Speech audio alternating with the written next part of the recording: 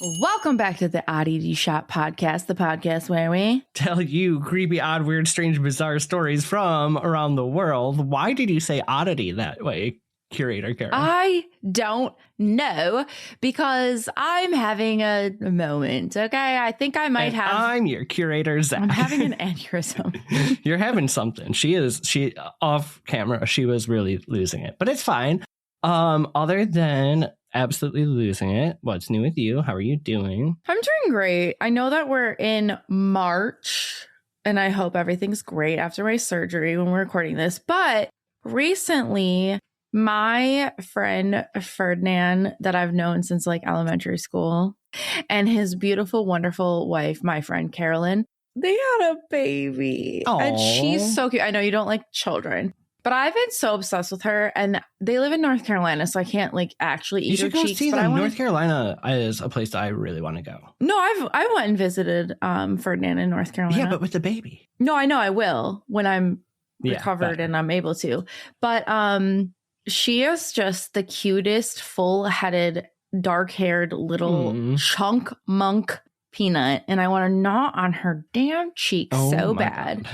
So Genevieve you Lee, and your cuteness aggression. I know. Genevieve Lee Gerstenberg, I love you so much, and you're going to be so goddamn spoiled from your Aunt Kara. Cute.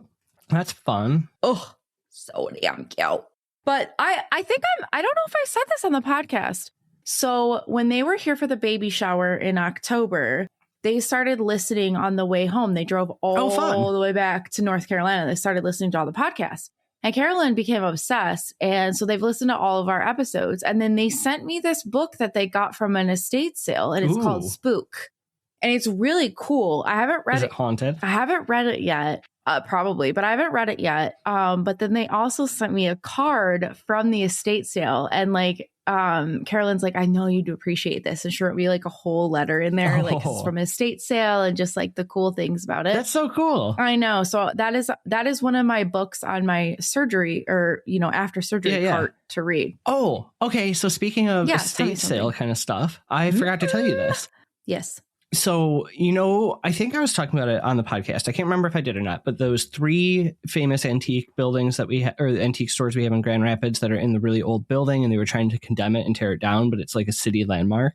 I don't know if you told me this. Oh my God. Okay. They're just amazing. Yeah. And there was this whole thing all of December. We thought like they were literally going to tear the building down. It's in this old giant warehouse. Gorgeous. They saved them, but because we keep not being able to hang out with our friends from Mystic Moons, next weekend, they're going to come out here and we're going to go antique shopping together. So I'm going to get to hang out with them on Saturday. You did not tell me this. I'm so jealous. I know. It's just, it'll be fine. I'll send you pictures. You'll be there with us in spirit. And if you're recovered enough, you can join us on FaceTime for a little bit. Okay. Cool. Because you're going what day? The 7th. Okay. I probably won't be, but that's fine. Okay. This is our secret. If they pick up something, they pick it up and they want it. I'm buying it. Buy it. I'm buying it. Don't worry. I will give you money. It's fine. Anything they want is theirs.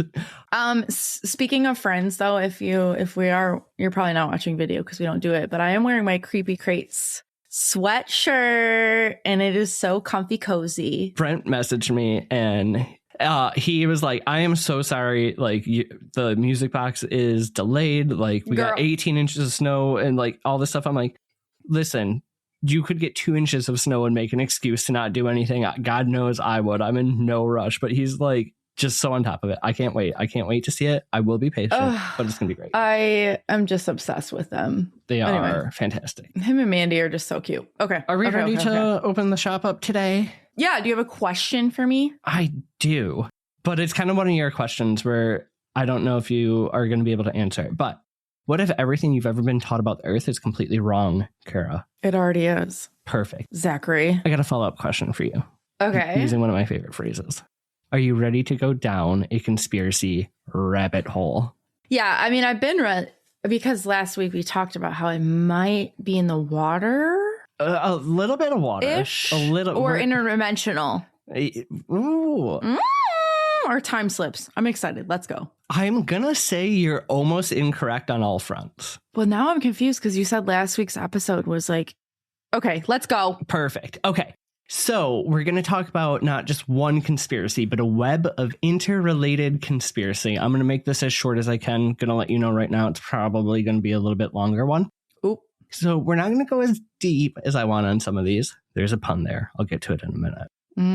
But we're going to talk about hidden civilizations, Nazis, UFOs, ancient gods, and the secret entrances at the North and South Pole that lead inside Hollow Earth. Oh, I loved it. Have you dug much into this one yet? Not really. Maybe. Small rabbit holes. Absolute information overload. Like, I had to make a graph of how I wanted to lay this out because there's so much to it. I am not even going to touch on half of the conspiracies. Well, if we're just even talking just Hollow Earth, that's crazy in itself. So yeah. This is going to be gnarly. Okay. Let's go, boo-boo. The short version, right, is what is Hollow Earth theory. The main premise is that Earth is not solid like we know it with the crust, the mantle, and the outer and inner core. Instead, beneath just the crust layer, it is supposed to be hollow, or at least have a substantial amount of interior space. And most times, it is described as also having a sun in the center that generates the heat we think is coming from the core. Yes. Okay. It also has its own atmosphere, biomes, oceans, landscapes, animal life, and intelligent civilizations. Also, I cannot stress this enough. This is not just one single belief, theory, conspiracy. There's so much to it. And some of it does get pretty scientific. Yeah. Some of it gets really conspiratorial. It's wild. Okay. In most of the theories, though, gravity works differently inside the core than it does on the surface, right? So if the sun's in the center, they're kind of like gravitated to the walls, maybe. We don't really know how it works, but it allows for life to exist inside. But there's also, most of these conspiracies say that there are multiple openings and passageways for those inside to travel out, and those on the outside with the right know-how can get in. I love it. Okay. I'm obsessed with this, honestly. So some of them think it's completely hollow. Some of them think there's layers, maybe somebody said a honeycomb inside a Russian nesting doll. Oh, I know. I get it, but I promise this is the end of it after this one. So let's dig in, shall we? There's so many puns I can make here, but we are going on our own personal journey to the center of the earth. Okay, I have to get it out of my head. What is the phobia where you don't like small circles? Tryptophobia. I don't. And your background is tripping everybody. But that's what that just made me think of, like a honeycomb of, and then it's okay. Hey, Zach, are you running low on spiritual supplies? Hey, Kara, are you looking for a place with handmade items? Yeah, we should probably go to Mystic Moons. Oh, our buddies? Yeah. They make the most wonderful hand-dipped incense with over 24 scents, and we've smelled absolutely every single one of them. Yeah, or maybe you might just be looking for a hand-strung bracelet made with only the best intentions. And not only do they have the best intentions, they have 4 strings each, and they last forever, which I would know because I've broken every bracelet you've made for me and not theirs. Oops. Well, they also have simmer pots for every occasion, like San to Yule. And don't forget, Melinda is also a medium and a tarot card reader who's given us amazing readings, so she's ready to help us or you connect with past loved ones and get to know insights into your world. My spirit animal is a camel. Thanks, Melinda. Anyway, so look for Mystic Moons on Facebook or Etsy, and then you can restock all your spiritual supplies. Oh, be sure to check them out at www.etsy.com/shop/mysticmoonsllc. Or at Mystic Moons on Facebook. They're all over our socials, so I'm sure you'll find them. So go get some goodies. Okay, Kara, goodbye. Bye. We aren't going to dive into that one too much, so you'll be fine. Okay. So long before modern science, before anybody drilled into the earth, before we had satellites looking for ways to get inside, we had ancient civilizations, and many of which come to the same conclusion that there's something below our feet. So yes, a lot of them think that there's a hidden world beneath our world, and that it's something completely different from ours. It's literally where the term underworld comes from. It's not like a theoretical place like heaven or hell. It's literally under the world. So for most, I didn't realize that. Well, that's why like, ooh. I was going to say something. We'll get into it later. Okay. So, but this is the realm of the gods of ancient knowledge, and it was a place you could physically enter and return from. I'm so pumped. So the Greeks, they give us the term underworld, and entrances existed in specific geographic locations. Think of like the oracles were always in caves with the sulfury smoke coming out. Those were entrances to the underworld. Okay, I have to say this before everyone's like, Harry, you're an idiot. I guess I did realize that that's what underworld meant in that way, if that makes sense. But if you're just like talking normally, like the underworld, you don't think of it as heaven or hell. I'm with you. So yes. Okay. So they also built like temples near caves that they believed led below. And their stories, right? It's always about shared experiences between gods and humans going back and forth between the underworld. Okay. Egyptians believe in a subterranean realm that usually you went to after death. It's ruled over by Osiris, right? Yeah. But to them, they had it like it was structured, it was mapped, it was navigable. Like they had ideas that they knew exactly what it looked like. Yeah. And many believe that an entrance is below the pyramids of Giza. Yes. Okay. Yes. Oh, this is so fun. Mayans, they saw caves as direct links to gods as well. So, Latin America, it's covered in cenotes, which is sinkholes, natural water-filled sinkholes where limestone caves collapse. And we know they did rituals to their gods deep underground because when the water drains out of them, you can literally find human remains and ritual stuff. Okay. So they honestly believe that creation of humans and the earth began inside the earth. Which kind of makes sense. Right? And then we have the Nordic people. They believe in Svartalfamir. Probably totally destroyed that.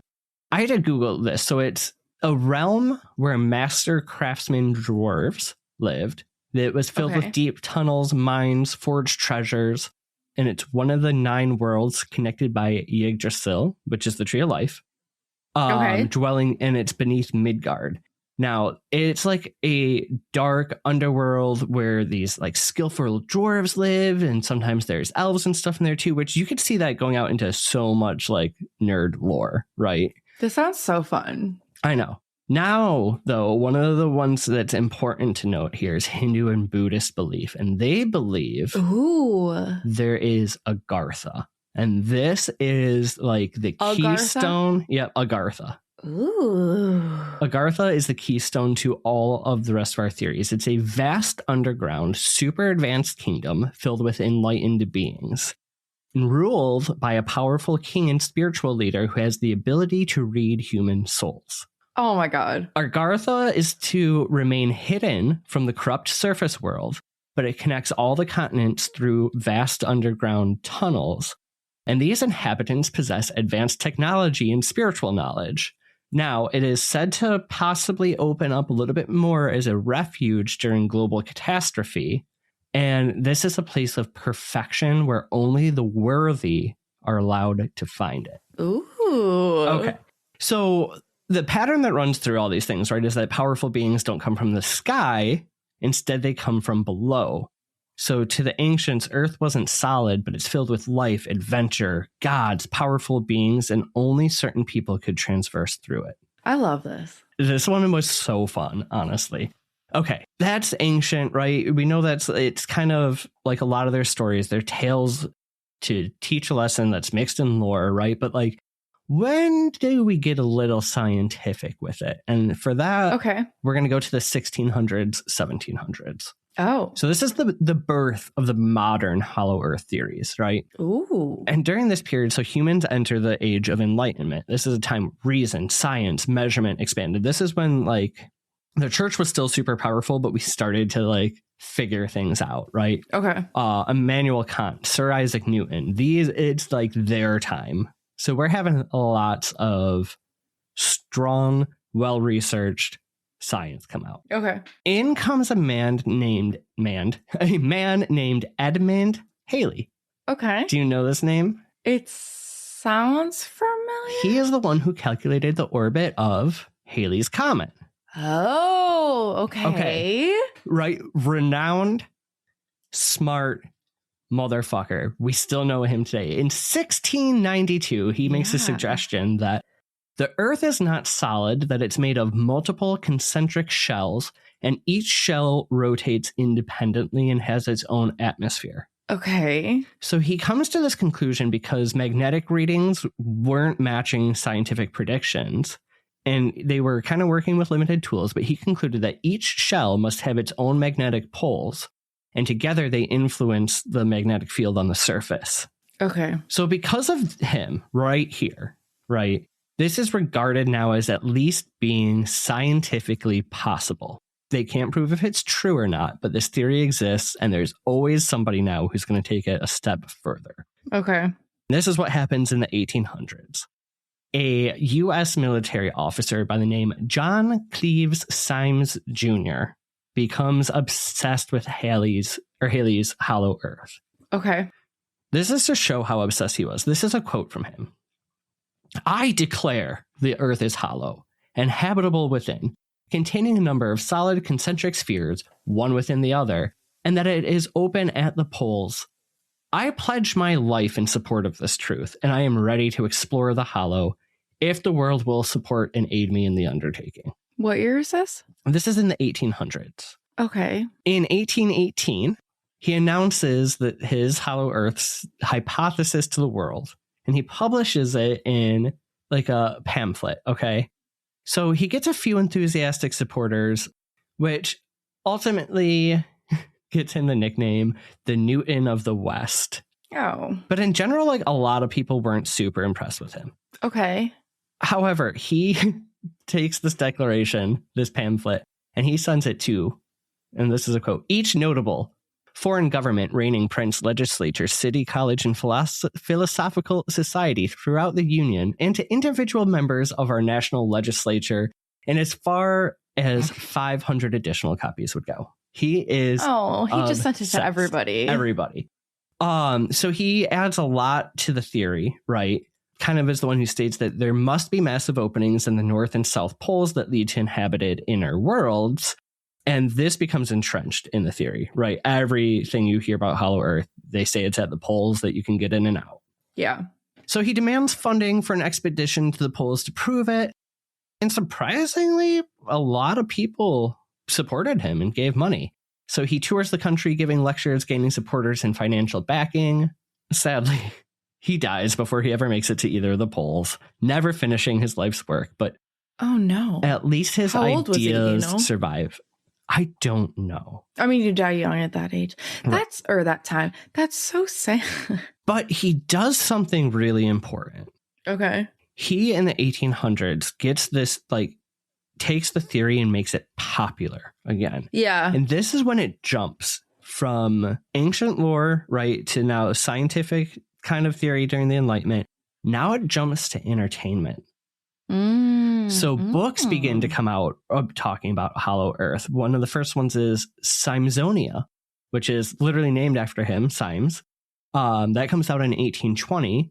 And a few years later, in 1864, we have Jules Verne, Journey to the Center of the Earth. Ah. That book is, everybody has either heard of or read it, right? So... Have you read it? I did when I was a kid. I have not in I need a long to read time. it. I'm writing it down right now.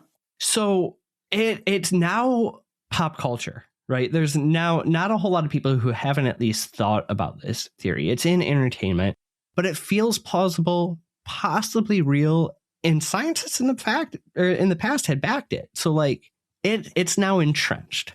Yeah. Okay. With me so far. Anything you want to discuss? Because we're about to go. I know this is going to be a long episode, so I'm trying to keep my mouth shut. Okay. Let's talk about the Nazis. Oh, there was more Nazis involved with the Hollow Earth than I thought. Okay. But it tracks. And if anybody wants a really good, more in-depth than what I'm going to give you right now, last podcast on the left did a 4-part episode on Heinrich Himmler. Oh. Okay. And they get into what I'm about to mention really, really deeply. Like deeply? Yeah. Okay. So we're going to get weird with it. Before there was the Nazi Party, many of the people who go on to become high-ranking SS members were super obsessed with and drawn to the occult and esoteric beliefs. Okay. We're talking searching for the Holy Grail, finding comfort in paganism and Ariosophy. Okay. Ariosophy is the German occult movement that believed that the Aryans, because they were trying to massacre everyone who wasn't Aryan, that these were the first humans and the chosen people of God. Okay. We obviously know where this belief ends up leading the Nazis, right? But it really sheds light on why they were so obsessed with the Aryan race and making sure that they were like the only people left on Earth, because they believed that Aryans descended from an ancient advanced civilization that was either lost or hidden away. Isn't it insane that everything that Hitler did comes from a basis in the occult? Like, now, Hitler himself wasn't a big occultist. But I think he picked these people who are super into it because they're likely going to be easier to control with these. Of course. But it is wild how much before World War II, how obsessed with the occult they were. Okay. And I'm sorry because my brain is like going in like, whoa. I know. Why did he believe that? Like, where did this come from that he believed it? I'm so sorry. No, you're good. It's a German occult movement called Ariosophy. Right. But like, what made this? Like, why did we start believing this? Do you know? I don't know. It kind of came from these, like, that part we could spend way too long on it. But basically, it was a German movement who thought that blonde-haired, blue-eyed people were from this ancient civilization, and they were the only people who really should live because they were enlightened. Okay. Yeah, and I vaguely knew that, but I'm just trying to like, where the fuck did this come from and why? Okay. And it makes no sense, right? That blonde-haired, blue-eyed people would be the first one, knowing what we know about like how people traveled around the world and where the first people were from. They definitely were not white. But okay, I think though, knowing that they think that the Aryans came from an ancient advanced civilization, I think you can see where this is going. So if they weren't gone, maybe they were hidden. Maybe they were in Atlantis. Or maybe, just maybe, they were hidden underground in Agartha.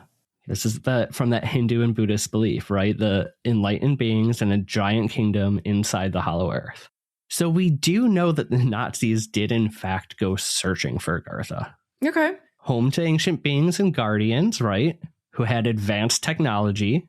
And if they believed that the Aryans came from there and they had advanced technology, that they would help them in their cause. Okay. Give them some technical advantage, right? And it would also prove, if they found this, that the Aryan race that they were pursuing was in fact destiny.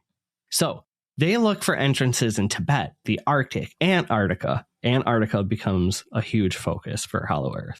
Before and during World War II, they do many expeditions to Antarctica. Officially, they were claiming whaling routes, territorial claims, and mapping. Okay. Unofficially, they were trying to find entrances to Hollow Earth and ancient ruins. Now, I say unofficially, but this is totally true. Like, we do know this. Now, after the war, interesting, a lot of people claim that high-ranking Nazis simply vanished and weren't persecuted, and that they would vanish after going on expeditions to Antarctica. Not only that, but they were unaccounted for, but so were their planes and their submarines. And a lot of people think that they found secret escape routes into Hollow Earth to avoid, what was happening to them. Okay. Do you think that? I have to say, I fully planned on not believing in the Hollow Earth at all when I was writing this. And I can confidently tell you, after all the research I've done, I have no fucking clue.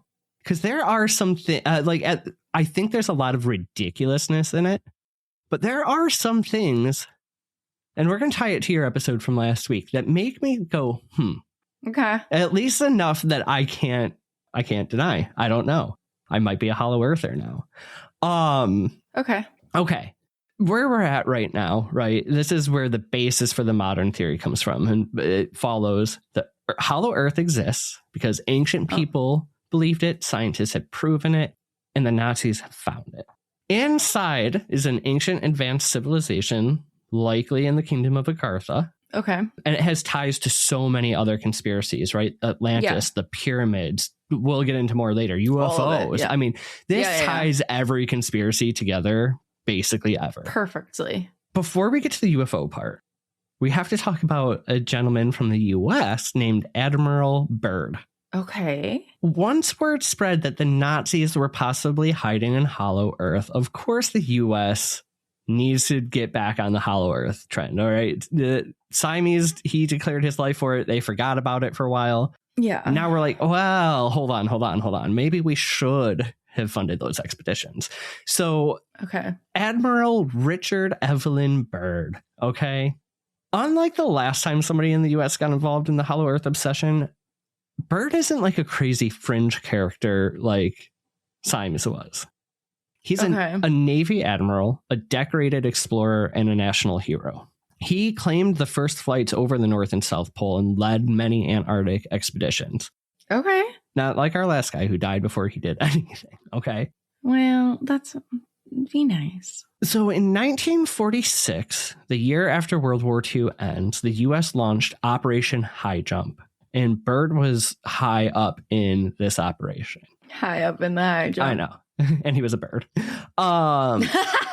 Again, like the Nazis, there's an official and unofficial reason for this operation. Of course. Officially, it was a training exercise, a cold weather military test, and scientific exploration. Okay. Based on the scale of the operation, though, it is like a full military deployment. So here we have over 4,700 people, 12 shifts, aircraft carriers, submarines, and the most cutting-edge technology heading straight for Antarctica.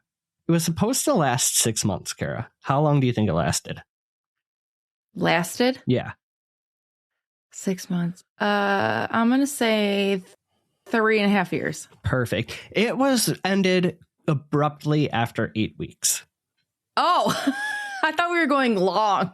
Shit. Okay. Officially, it was ended due to equipment failures and harsh weather.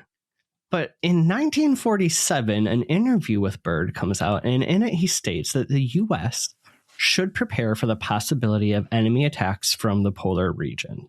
Spilt that tea. Oh, it fuels the Hollow Earthers. Okay. This is when things get real strange, though. Okay. There's an alleged diary of Byrd's that is found after his death. And this is where... Diary. I will say it right now. This diary is not authenticated, and it was supposedly confiscated by the government after Highjump. Okay, so we don't know. But the crazy conspiracy theorists latch on to what's in this diary. Okay, so it talks about an alleged flight by Byrd during Operation Highjump. At first, he talks about the flight like normal. There's vast ice fields, cold temperatures, routine navigation. Then the equipment malfunctions, the compass begins to spin, the radio gets distorted, and then he sees it. A massive opening in the Antarctic ice that opens up to a lush green valley with warm air rising. The ice gives way to vegetation and flowing water. This hole that just goes right into the earth. So he claims that he sees mammoth-like animals inside, forests, rivers, a sky like the surface sky would have, illuminated by an inner sun. I love this. About this point, his plane is taken over. He loses control of all the flight controls. Okay. And disc-shaped crafts approach, moving silently. Hello, UFOs. Anyone? Okay. Coming from inside. Okay. So his plane is guided by these crafts, and he lands. And it's here he meets the inhabitants. Tall, human-like, pale, a calm race that speak to him telepathically. Oh, every alien story we have ever heard. I'm telling you, there's parts of it that are compelling. Now, again, unauthenticated diary, but they tell him that they come from within Earth and they've been watching humanity for a long time and that they rarely interfere except now because humans have crossed the line. Because they are deeply concerned about atomic weapons and testing and the growing destructiveness of humans. Okay, this is not the first time, though, that we've heard of extraterrestrials saying stuff like this. Mm-hmm. And also, it's just like, why would... Okay. But other than aliens from outside of space, why would they care about nukes?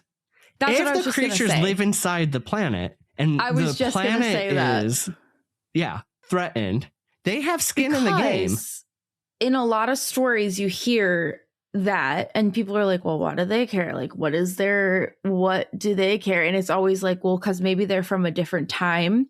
And if we nuke, then they don't come back or they don't get to come here. But I think it's more of what you were just saying. Like, I think it's interdimensional. They could be here or if they're literally inside the Earth, they're going to care if the Earth is getting destroyed. But also if they're going from space to inside the Earth to maybe in the waters of Earth, like they're going to care. Absolutely. If there's entrances all over. Okay, so now another weird thing that we were starting to talk about in the last episode is UFO flaps, right? We have it's hard to find stories now, but we have so many stories during the 60s and the 40s and all those times because UFO sightings seem to increase after huge worldwide events. World War II, yes. The bombs dropped in Hiroshima and Nagasaki, right? Mm-hmm. Now, remember, people do believe that Agartha would become a refuge at some point. So maybe this is why the Nazis were able to escape here. Because P.S., by the way, Byrd also writes in his diary that he sees Nazi planes and tanks and battalions living amongst the Agarthans. Oh, I wasn't thinking that. Oh, yeah. No, the Nazis are in there. But then that trails back to them escaping. Mm-hmm. But why are they letting them live there? I don't know. So anyway, though, the beings telepathically tell him they are not invaders, but they are guardians of the planet. And in the diary, Byrd writes that they gave him the name of their home, and it is called Agartha. So he is soon escorted back to his aircraft and is guided back to the outside world. They tell him not to reveal what he says because the world is not ready and it may cause panic or war. So he returns, he is debriefed, his experience is classified, the diary is taken, and he is ordered to stay silent, and Operation Highjump comes to an immediate screeching halt. Okay, let me ask you a question that you might not know. What makes this diary unauthenticated?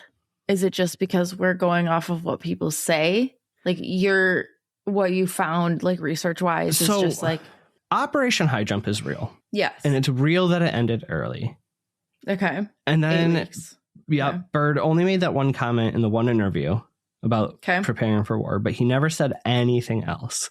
All of a sudden, years and years after his death and everything, this diary comes out that people think was probably fabricated. Okay. But it might not be, because if you think of what we were just talking about, oh my God, what is it when you die and then your things get sold? Estate sales. Estate sales. We were just talking about that. Like, somebody really could have found his diary. They think this is more that it was confiscated and somebody in the government got it out. Okay. Which, yes. Listen, a lot of people think it's fake, but not the conspiracy theorists. Okay. But we do. Well, of course. We do know he did really explore up there. Highjump is really fucking strange. Yeah. And Antarctica is one of the most heavily restricted places. Like, you can't just go there. And it is still true that UFO sightings did increase after World War II. So, I mean, there's at least enough that I'm saying, I don't know. Ready for No, for sure. Ready for the aliens? Yeah. Okay.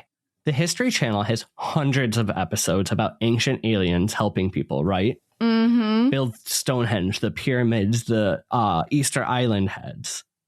Ancient everything hieroglyphs and pictographs show everything. These tall, it's always either giants or alien looking creatures, but and those some of these pictographs and hieroglyphs show things like UFO discs or flying around or whatever, but you never in any of it, and even for modern UFO sightings, we never see it enter from the atmosphere, just hovering. Mm-hmm. So our hollow earthers do believe that UFOs don't come from space, but rather underground. Yeah. Literally the next line. I had this written before your episode last week. We've talked a lot on here about craft emerging from oceans or coming in and out of the water, right? So the visitors aren't from above, but below. And they only interfere when they need it the most and when we need it the most. When it's okay. I'm telling you. I'm a slight not flat earther. Ooh, God no. Hollow earther. Okay. So here's the thing that I didn't go into my episode. And now the times are, they're escaping my brain. But there was a panic, and it was a war panic. I can't remember what it's called. The Cold War? But there was a panic where it was like everybody thought we were just going to keep going into war. Yeah, the Cold War, when it was like everyone's buttons were like hovering over the nukes. Maybe. Yeah. And so in my episode of the, oh my God. Shag Harbor, thank you. I was going to say Thrush Harbor. Jesus Christ. Shag Harbor. That was kind of like one of the things that they were like, well, they could have really went into this Cold War panic because everyone was already in it. Like this could have been a panic of like, oh my God, this is not alien. This is like military. This is like crazy. Like, you know what I mean? So it's like, it is interesting. I've never thought about it enough, and this is wild coming from me, but I've never thought about it enough to be a hollow earther or not. I've always naysayed but I've always loved the concept of it. And now when you're telling me, like, of course I'm a hollow earther. So, I'm not a flat earther. That's crazy. This also ties into, right, and I'm not going to get any bit into it because this is a future episode, but reptilian? Yes. Justin Bieber. Maybe they come from inside the earth. Okay. Back on the UFOs, though, right? If we believe the inner Earth believers, Agartha has insanely advanced, right?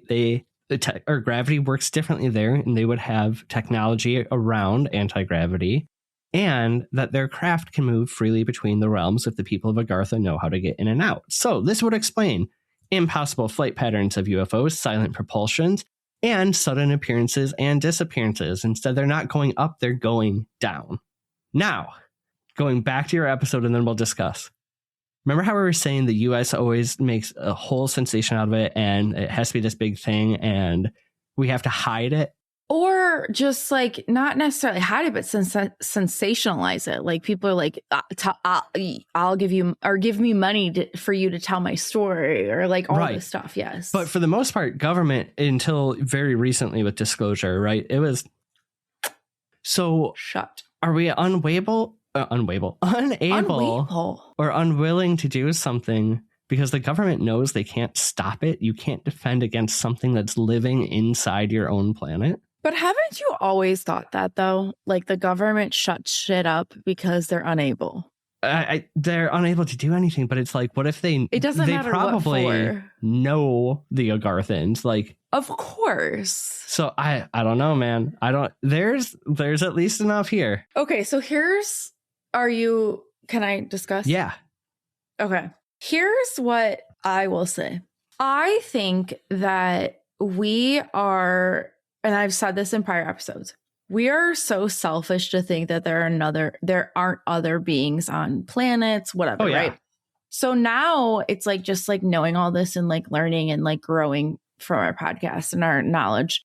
I think that we're just way too selfish as a human species. But I think that it is possible that they are also in space, because why can't they still be in the water? In the center of our Earth or all planets, let's get real. But also it's like, if you think about it, like we have different ethnicities and we have different everywhere, right? Like every part of our Earth has a different type of human being. So why can't there also be other types of, whether we want to call them human beings or just like species everywhere else? Like it is like mind blowing to me. Like look at all the animal species that we have. And if you go into the water, there's so many undiscovered species. Like it is so ignorant thinking to me that there can't be all these other beings everywhere else. I'm right there with you. I think the only place where this truly loses me is the diary. Well, okay, that some diary of those claims could be fabricated. Are right. Let's just take the diary out of it. But we can't take it out of it because that is like the conspiracy theorists, like that is their holy grail. That was their proof. So it's vastly important to the story. But yeah, if we right now, if we take it out of just, but if you take the, it doesn't become that much less plausible. Correct. Yeah. Like there still is an inner Earth, and there could be beings in it, species, things like that. And then there's outer space and in the water. Like it's just so. And it ties small-minded to me. It ties to so many conspiracies. And correct. I'm going to tie it to more for you. I know we've touched on some of them, but in case I've convinced anybody that the hollow earth is real, let's talk about the entry points. We know North, South Pole, Antarctica. Fine, fair, whatever. Santa. Caves. Yeah. So another widely speculated one, Mammoth Caves in Kentucky. This is where we get the goblin conspiracies, the disappearing people, crazy, right? It's one of the biggest cave systems on Earth. The other one, mountains. Of course, what mountain do you think is one of the biggest believed to be an entrance? We've talked about her quite a few times. The name is escaping me. I'm so sorry. Mount Shasta. Okay. This is where Mother God was going. This is cult. Spiritual folks are always drawn to it. And it has a ton of UFO activity. So then we talked about this one too, underneath the Great Pyramids. Yep. Many secret access points within the ocean. The Himalayas, which is also where those cultures believed like that was the access point to Nirvana. Right. Yeah. And what's the other name for it? Oh, Lord, don't ask me right now. Oh my God, it's gonna bother me because it's not in my notes. Shangri-La, right? The cenotes in Latin America. Like there's so many access points across every continent, apparently. Yeah. And those all tie into so many other. It's weird how interconnected this one is to everything. Well, okay, think of all of the wild forests that people go into, and then they have like time slips. Like maybe you're just going into an access point. Right. And there's like a lot of strange documentation, like especially around the cold areas where all of a sudden they'll feel these pockets of warm air, or like deep in caves, gas and heat and stuff that shouldn't be there all of a sudden is. And they, we had an interesting discussion with a new friend of ours about what's inside the earth as well. Lord have mercy. We did. Oh my gosh. Did we? Oh gosh. Amazing human being. So with all that being said, right, I try to keep it as compact as possible, but these theories have been deeply rooted in human belief since the beginning. They've been around a long time. I think a lot of people in power have given credence to it. There's so much speculation. There's so much we can't prove. But at the end of the day, I think this tilted me more to being a little bit of a hollow earther than not. And I really thought I was going to come out of this. My biggest thing before this that I knew about was this diary. I knew about that. Okay. I was like, well, I just don't care about that type of stuff, right? Like I care about like all the other things, right? Because the diary, let's just call it like chalk it up to like not being real, even though it could very well be. I'm not saying that. But I just think that we're so small-minded and just like ignorant if we think that we're the only type of species that just like thrives the way that we do. Like it just doesn't, it's never, as a small child, it's never made sense to me as to why I thought there were aliens living in my laundry room, because I think that there were. And later in years, I was visited by a UFO. I don't understand. And I don't believe that they're just in the earth, in the space, in the water. I think that they're in each, because why couldn't they be? Seriously. And they're probably different species of. Oh, absolutely. We've talked about this on previous episodes. Some people say it as, the grays. Some people think of it as like yellow or green. Yeah. Like big headed, small headed, like long, like because there are different fucking species of them. Hello, look at us. Seriously, dude. Honestly, though, this one was like, I've tried to sit down and write it so many times, but it just didn't know where to start. And they're like, you probably didn't even touch the surface. I was just going to say those exact words. We didn't hardly get into anything. And even the things we talked about, I mean, I could do a whole episode on just the Buddhist beliefs of Agartha, which would be cool. I know, but like I had to stop myself. I was like, I think I had more tabs open on my computer than I ever had. No, this is really, really cool. This one was fun. I love this. This is a cool one. So I really want to hear from you guys on this one. What are your thoughts? Are you Hollow Earthers now? Are you like, no, or absolutely not? Or like, share. What alien version do you resonate the most? Is it space? Is it water? Is it inner? Like what? Or is it all? Like, because now we're learning, right? And like, that's a great thing about us as human beings is that we, the listeners, not all of us, we learn, we adapt. We have the capacity to learn. We have the capacity and we are open-minded. And it is cool to have all these different things ping-ponging in our brain. And we might not ever actually know, but it is so cool for us to just like have these discussions. And this is obviously why we started this podcast. Right. But I love this episode. I think this grounded us. This brought us really back to why we started this episode. I love it so much. I love that. Without even meaning to do a pun. Okay. Yeah, so with that, this is a great one. My emoji is going to seem a little weird at first, but because I love Mount Shasta, I want the mountain. The mountain. No, this is good because if you really listened, the mountain. Yes.